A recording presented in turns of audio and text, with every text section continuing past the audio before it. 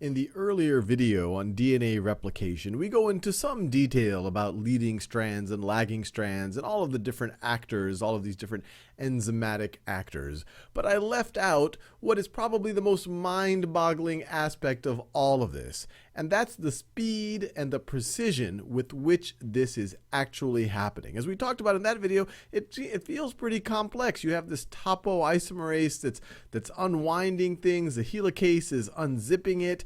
Then you have the polymerase that can only go from the 5' to 3' direction and needs a little primer to get started, but then it starts adding the nucleotides on the lagging strand. You have to have you get the RNA primer, but then it's going from, once again, from 5' to 3'. So you have these Okazaki fragments and all of this craziness that's happening. And remember, these things don't have brains. These aren't computers. They don't know exactly where to go. It's all because of the chemistry. They're all bumping into each other and reacting in just the right way to make this incredible thing happen. Now, what I'm about to tell you is really going to boggle your mind because this is happening incredibly fast. DNA polymerase has been clocked, at least in E. coli, has clocked at approaching 1,000 base pairs per second. I think the number that I saw was 700 something base pairs per second. So polymerase, let me write this down. This is worth writing down because it's mind-boggling. It gives you a sense of just how amazing the machinery in your cells are. So it's been as high as, and it can change, it can speed up and slow down, and that's actually been observed. But polymerase as fast as 700 plus base pairs per second. So if on this diagram, man, it's just zipping along, at least from our perceptual frame of reference. A second seems like a very short amount of time to us, but at a molecular scale, these things are just bouncing around and just getting this stuff done.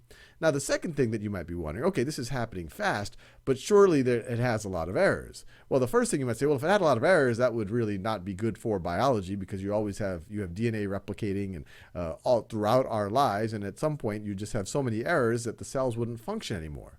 And so lucky for us that this is actually a fairly precise process. Even in the first pass of the polymerase, you have one mistake. Let me write this down because it's amazing. One mistake for every approximately 10 to the 7th. So this is 10 million nucleotides.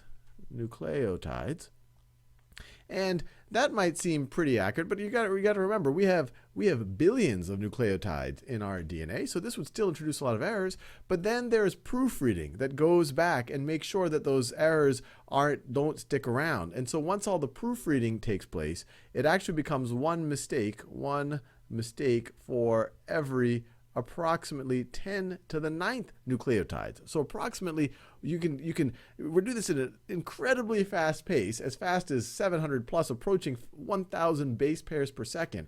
And you have one error every billion nucleotides, especially after you go through these proofreading steps. And so it's incredibly fast and it's incredibly precise. So hopefully that gives you a better appreciation for just the magic. That's literally, I mean, look at your hand, or just think about this is happening in all of the cells or most of the cells of your body as we speak.